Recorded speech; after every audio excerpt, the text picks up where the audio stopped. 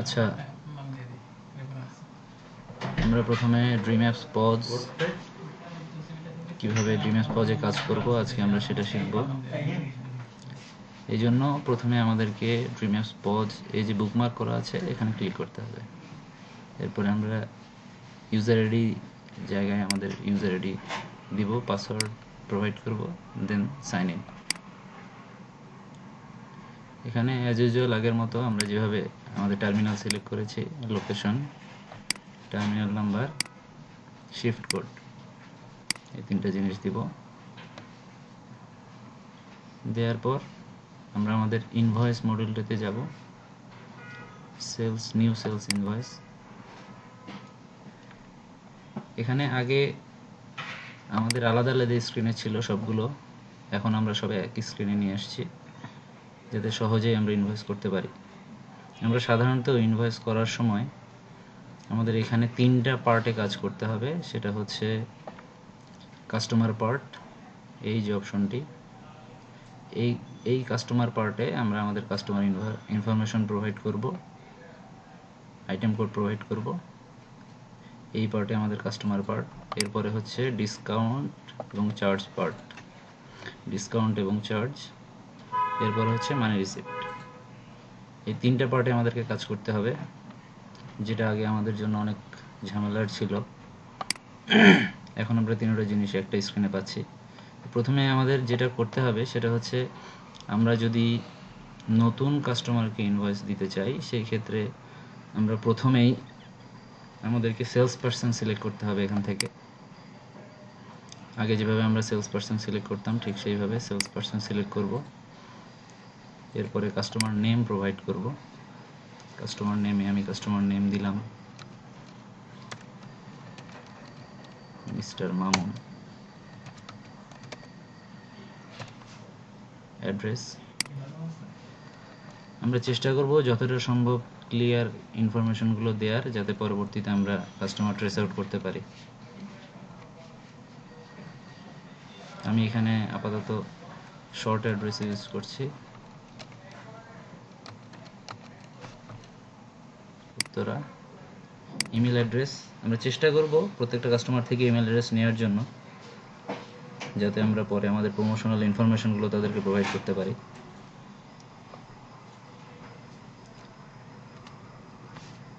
আমি এখানে একটা ইমেল অ্যাড্রেস প্রোভাইড করলাম। এরপরে কন্ট্যাক্ট নাম্বার,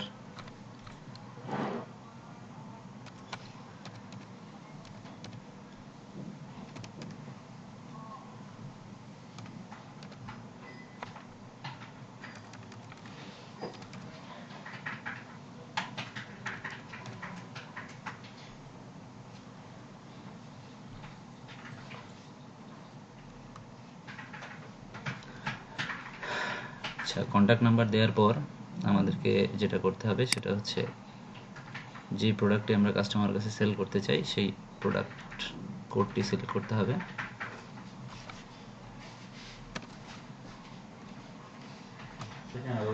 আচ্ছা আমাদের এখানে এখন অ্যাভেলেবল প্রোডাক্ট হচ্ছে V30 D150, তো আমরা V30 এন্ট্রি দিয়ে দেখব। V30 প্রোডাক্ট সিলেক্ট করছি, V30। এরপরে আমি কিবোর্ড থেকে ট্যাব ক্লিক করতে পারি। এরপরের কোয়ান্টিটিতে যাওয়ার জন্য অথবা মাউস দিয়ে ক্লিক করতে পারি। কোয়ান্টিটিতে ক্লিক করার পর একটু সময় নেবে আমার সিস্টেমটি লোড হওয়ার জন্য।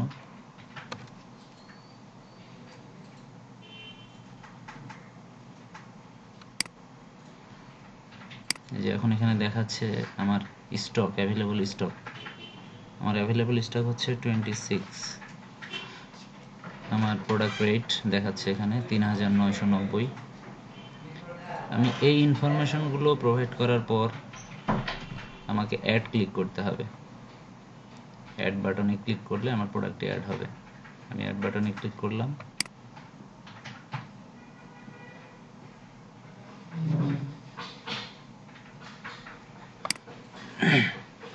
এই যে আমার নিচে V30 আইটেম কোডটি চলে আসছে। এটা অ্যাড হওয়ার সাথে সাথে আমি আরও দুটো অপশন পাচ্ছি এখানে, সেটা হচ্ছে IMEI এবং এই প্রোডাক্টটি যদি আমি ডিলিট করতে চাই, যে আমি অন্য কোনো প্রোডাক্ট যদি দিতে চাই আমার ভুল হলে, সেক্ষেত্রে আমি ডিলিট ক্লিক করতে পারি। তো আমি এখন আমার V30 IMEI প্রোভাইড করার জন্য আমি IMEI-তে ক্লিক করব। আচ্ছা, এখানে আমরা আমাদের অ্যাভেলেবল IMEI-গুলো দেখতে পাচ্ছি। আমার V30 IMEI-গুলো দেখা যাচ্ছে আমার স্টকে 26টা IMEI দেখাচ্ছে।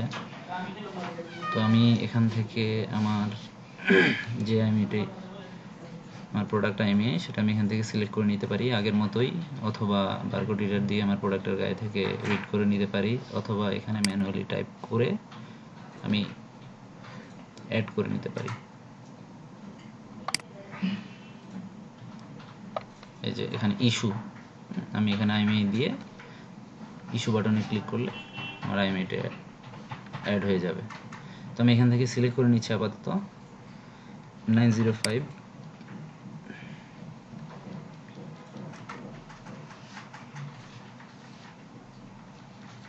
এখানে আগের মডিউলটি আর এই মডিউলের মধ্যে একটা পার্থক্য আছে, সেটা হচ্ছে আমাদের এখানে একটা বড় সুবিধা আছে। আমরা যদি বাল্ক কোয়ান্টিটি সেল করতে চাই, মানে একসাথে 20-25টা বা 30টা 50টা যতগুলোই হোক প্রোডাক্ট যদি সেল করতে চাই, বা কর্পোরেট সেলের ক্ষেত্রে আমাদের এই অপশনটি খুবই কার্যকর।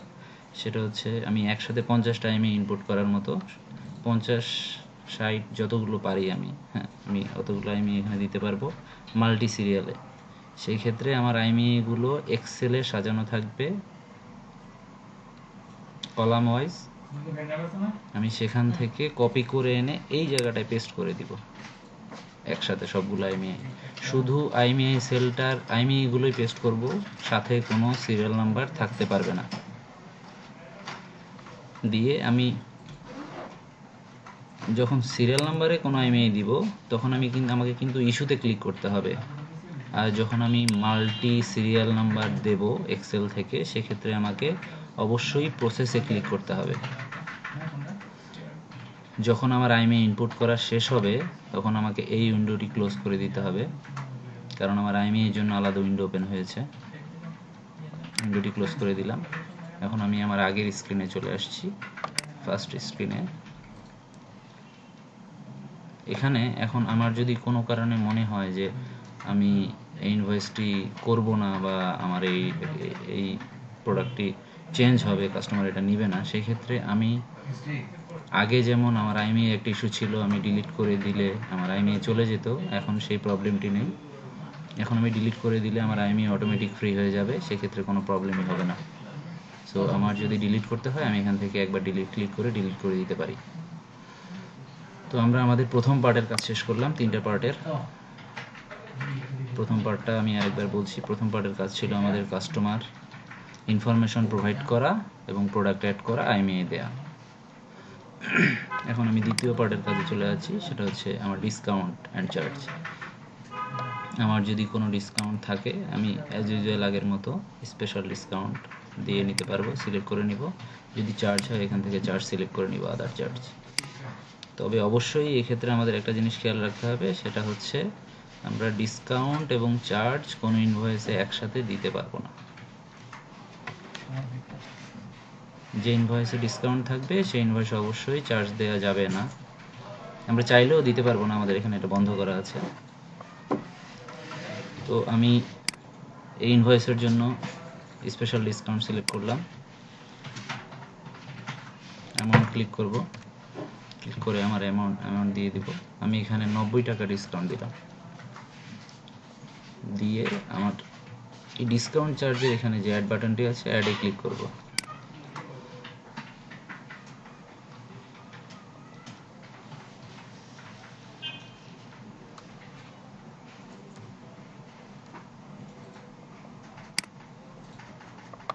অ্যাডে ক্লিক করার সাথে আপনারা দেখতে পাচ্ছেন যে এখানে ডিসকাউন্টটি অ্যাড হয়ে গেছে, স্পেশাল ডিসকাউন্ট 90 টাকা। আমাদের ডিসকাউন্ট অ্যাড করা শেষ। যদি ডিসকাউন্টে কোনো ভুল হয়, আমরা এখান থেকে রিমুভ করে দিতে পারবো। আমাদের লাস্ট স্টেজের কাজ, সেটা হচ্ছে ক্যাশ রিসিভ করা।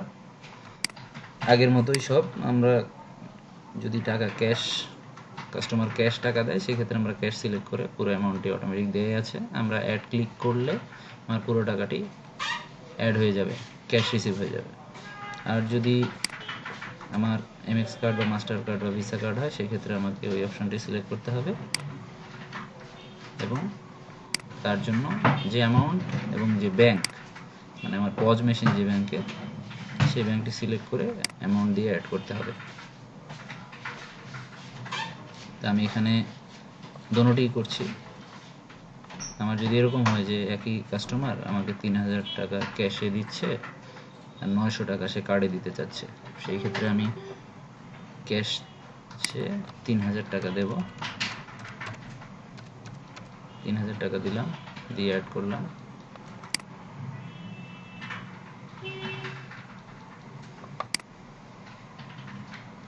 আমার ক্যাশ 3000 টাকা অ্যাড হয়ে গেছে। আমার আরও 900 টাকা ডিউ এখনও রিসিভ করা, আমি এটা কার্ডে দিতে চাচ্ছি। আমি ভিসা কার্ড সিলেক্ট করলাম, ভিসা কার্ড হলে ভিসা সিলেক্ট করব, সিটি ব্যাংক দিলাম, যে ব্যাংকের পজ মেশিন সেটা সিলেক্ট করতে হবে, এরপর আবার অ্যাড।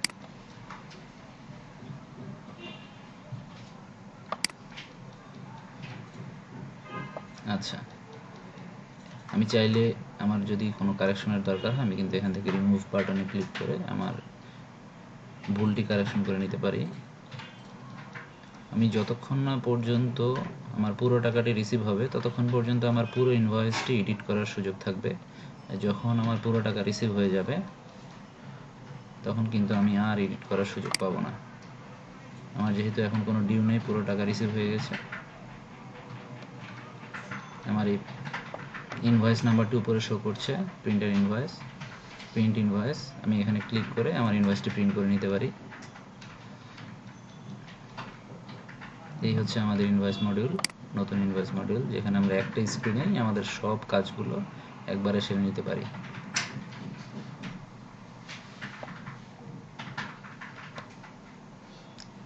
এখন এভাবে আমি যত ইনভয়েস করব, আমার প্রত্যেকটা ইনভয়েস সার্চ ফর বিও এই অপশনটিতে যে আমি দেখতে পারবো যে আমার কোন কোন ইনভয়েসগুলো কমপ্লিট হয়েছে। আগে যেটা আমরা হিস্ট্রির মধ্যে পেতাম বা কাস্টমার দিয়ে সার্চ করে পেতাম। তো আমরা যাই বিও ইনভয়েসে, ইনভয়েস সার্চ ফর বিওতে ক্লিক করলাম। আমি এইমাত্র যে ইনভয়েসটি কমপ্লিট করলাম 20583, এই ইনভয়েসটি সবার উপরে দেখাচ্ছে এবং এটার স্ট্যাটাস দেখাচ্ছে সেটেল। আমাদের এখানে আরও সবচেয়ে বড় যে সুবিধাটি এই ইনভয়েস সার্চ ফর বিওতে, যে আমরা চাইলে সরাসরি কোনো ইনভয়েস এখান থেকে প্রিন্ট করে নিতে পারি। প্রিন্টে ক্লিক করে প্রিন্ট করে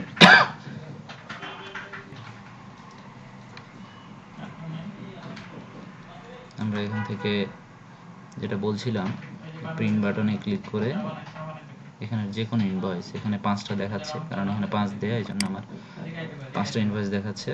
আমি এখানে এই সংখ্যাটা আমার যতগুলো ইনভয়েস দেখতে চাই সেই অনুসারে বাড়িয়ে নিতে পারি এবং আমি প্রিন্টে ক্লিক করে সরাসরি ইনভয়েসটি প্রিন্ট করার জন্য দেখতে পারি।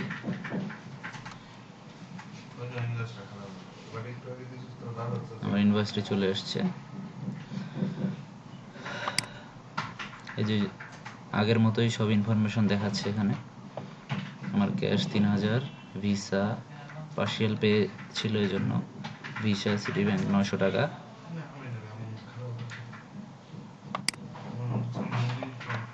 আমি এখান থেকে ইনভয়েসটি ক্লোজ করে দিচ্ছি।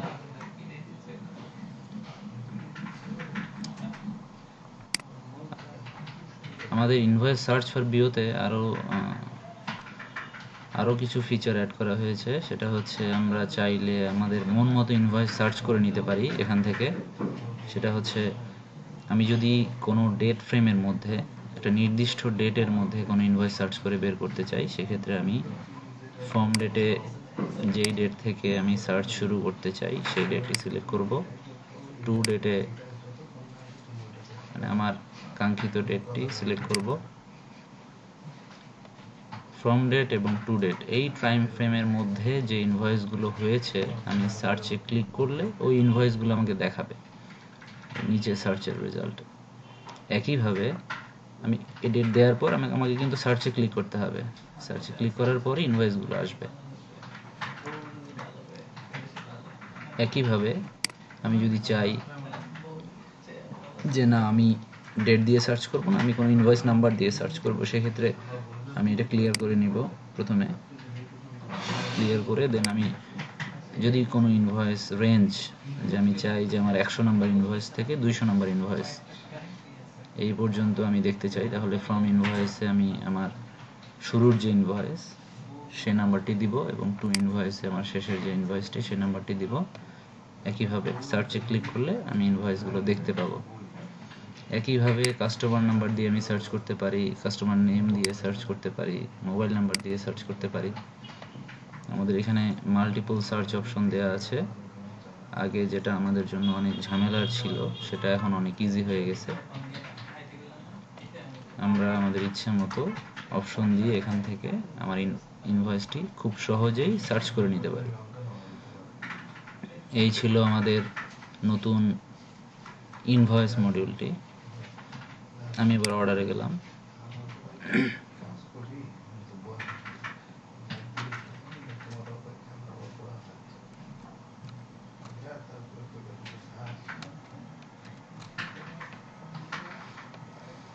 এখানে এখন আমাদের ইনভয়েস শেষ। যে কথাটি আমাদের মনে রাখতে হবে সেটা হচ্ছে আমি যদি কোনো ইনভয়েস আনসেটেল রাখি, যেমন আমরা দেখি আমরা একটা কাস্টমার সেলস পারসন সিলেক্ট করলাম, একটা কাস্টমার আমার পুরনো কোনো কাস্টমার যার কাছে আমি সেল করতে চাই, আমি সেটা সার্চ করতে চাই। আমি এখানে নাম্বার দিয়ে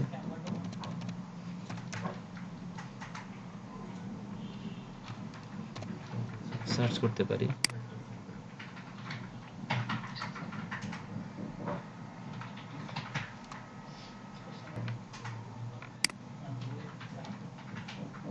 আমি যখন আমার পুরনো কোনো কাস্টমারের কাছে আমার কোনো প্রোডাক্ট সেল করব তখন কিন্তু আমাকে এই ইনফরমেশনগুলো প্রোভাইড করতে হবে না, name, address, email, contact number এগুলো প্রোভাইড করার দরকার নেই।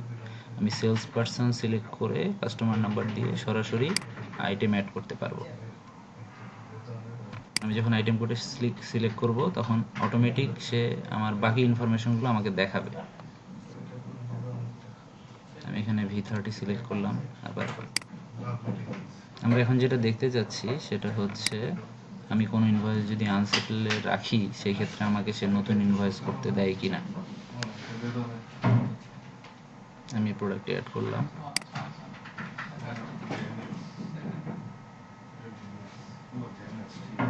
এই অবস্থায় আমি নিউ অর্ডারে চলে গেলাম, আমি নতুন ইনভয়েস করব, বা আমার কারেন্ট চলে গেল, পিসি অফ হয়ে গেল, আমি নতুন করে আমার অ্যাপ্লিকেশন ওপেন করলাম, করে এখানে নতুন অর্ডার নেওয়ার জন্য আমি প্রস্তুত হলাম। আমি সেলস পারসন সিলেক্ট করলাম, আমি কাস্টমার দিলাম,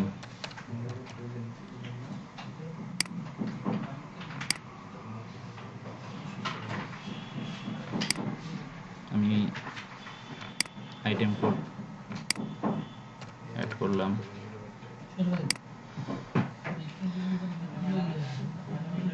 কোয়ান্টিটিতে গেলাম,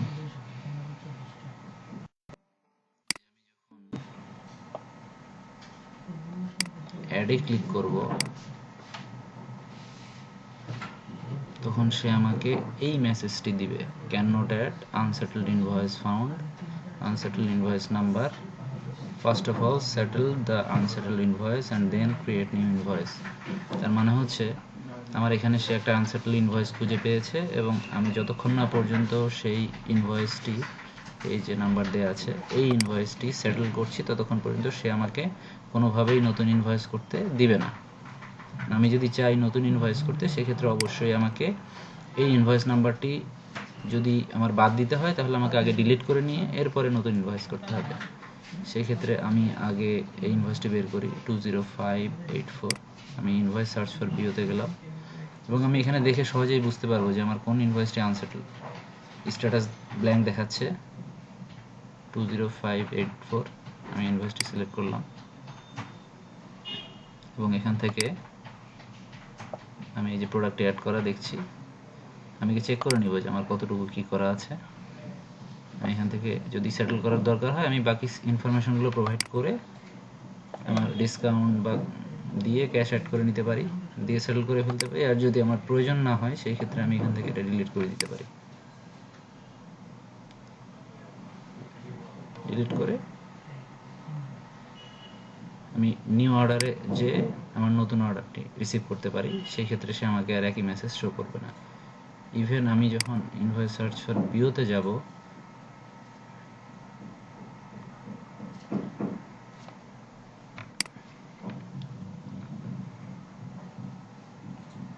এখানে আমি ক্লিয়ারে ক্লিক করলাম, ক্লিয়ার এন্ট্রিতে ক্লিক করলে আমার এন্ট্রিগুলো চলে যাবে। আমার এন্ট্রি চলে গেছে। আমি আবার দিয়ে দেখি যে সে নতুন ইনভয়েস আমাকে করতে দেয় কিনা।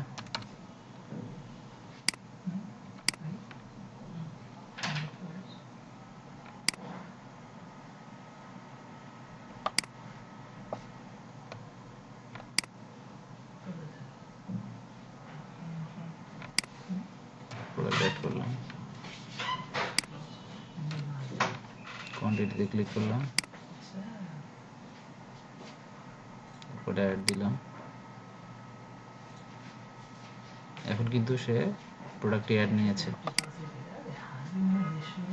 কারণ আমার এখন আর কোনো আনসেটেল ইনভয়েস নেই। এরপর আমি আমার বাকি কাজ কমপ্লিট করব এভাবেই। তাহলে আমরা ইনভয়েস মডিউল থেকে যেটা বুঝলাম সেটা হচ্ছে আমাদের তিনটা পার্টে কাজটি করতে হবে। প্রথমত আমি সেলস পারসন, কাস্টমার ইনফরমেশন এবং প্রোডাক্ট, এই তিনটা ইনফরমেশন দিয়ে অ্যাডে ক্লিক করব। এরপরে আইএমইআই প্রোভাইড করব, আইএমইআইতে ক্লিক করে এরপর ডিসকাউন্ট থাকলে ডিসকাউন্ট দেব, ক্যাশ রিসিভ করব। সিম্পল। এখন আমরা যেটি দেখব সেটি হচ্ছে আমরা কিভাবে অর্ডার রিসিভ করব। পয়েন্ট অফ সেলে গেলাম, ট্রানজ্যাকশনে গেলাম, transfer order HO to BO এখানে ক্লিক করব। আগে এই জিনিসটি মেনশন করা ছিল না, আমার সব ট্রান্সফার অর্ডারগুলো BO to BO, HO to BO সব একই জায়গায় দেখাতো। আমরা এই জিনিসটাকে আপনাদের বোঝার সুবিধার জন্য আলাদা করেছি। আমরা HO to BO তে ক্লিক করব, করে আমি যখন রিসিভ অর্ডারে যাব, আমি যখন পিকটে ক্লিক করব তখন আমার শুধুমাত্র HO থেকে যে অর্ডারগুলো আসছে, যেগুলো আমি এখনো কনফার্ম করিনি, সেই অর্ডারগুলোই দেখাবে এখানে। EL ওয়্যারহাউস টু DMP আগে যেখানে সব দেখাতো, আমি এখান থেকে আমার কাঙ্ক্ষিত অর্ডারটি সিলেক্ট করে নিব।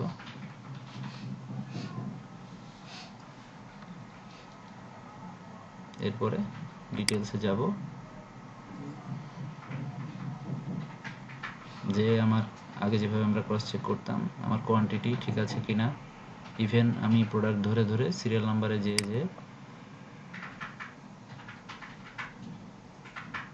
আমার যে সিরিয়াল নাম্বারগুলো পাঠানো হয়েছে এগুলো আমার ফিজিক্যাল প্রোডাক্টের সাথে মিল আছে কিনা আমি চেক করে নেব। যদি সব ঠিক থাকে এরপর আমি আগের মতো এখানে কনফার্মে ক্লিক করব এবং আমার অর্ডারটি কনফার্ম করব। কনফার্মে ক্লিক করলাম, ওকে।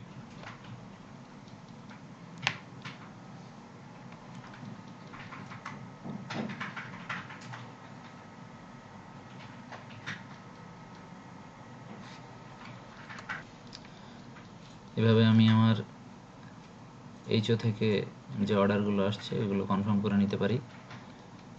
এছাড়া BO to BO যে ট্রান্সফারগুলো হবে এগুলো আমরা চেক করতে পারবো transfer order BO to BO তে যে transfer order BO to BO তে ক্লিক করলাম।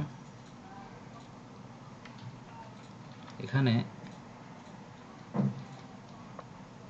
BO ট্রান্সফার স্ট্যাটাস, আমি BO ট্রান্সফার স্ট্যাটাসে ক্লিক করব। এখানে আগে আমার বিও থেকে বিওতে যে ট্রান্সফার অর্ডারগুলো হয়েছে সবগুলো একবারে শো করতো একসাথে। তো এখন যেটা হয়েছে সেটা হচ্ছে আগের থেকে অনেক ইজি হয়েছে। এখন ইনকামিং ট্রান্সফার অর্ডার এবং আউটগোয়িং ট্রান্সফার অর্ডার আমাকে এই ট্রান্সফার অর্ডারগুলো দুভাগে দেখাচ্ছে। ইনকামিং ট্রান্সফার অর্ডার হচ্ছে যেগুলো অন্য আউটলেট থেকে আমার আউটলেটে ইন হয়েছে, যেমন এই যে এখানে ডিএপি থেকে ডিএমপি, ডিএফজি থেকে ডিএমপি, টু ওয়্যার হাউসে সব ডিএমপি, তার মানে হচ্ছে এগুলো সব এই বিভিন্ন আউটলেট থেকে এই ডিএমপি আউটলেটে এসেছে। এরপরে নিচে যে অংশটি সেটি হচ্ছে আউটগোয়িং ট্রান্সফার অর্ডার, তার মানে আমার আউটলেট থেকে অন্য আউটলেটে যে অর্ডারগুলো যাচ্ছে, যেমন এই যে ডিএমপি থেকে ডিএনকে, ডিএমপি থেকে ডিপিএল।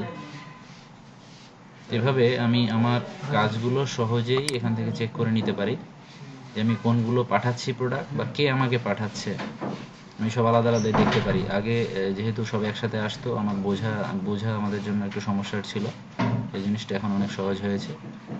আর একইভাবে আমরা এখানে যে 5 দেয়া, আমি এটা আমার সুবিধা মতো আমি ইনক্রিজ করে আমার রেঞ্জ বাড়ায় নিতে পারি, তাতে আমি অনেক বেশি ইনফরমেশন একসাথে দেখতে পাবো।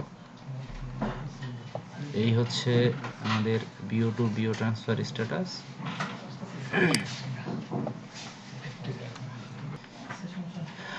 আজকে এ পর্যন্তই, ধন্যবাদ সবাইকে।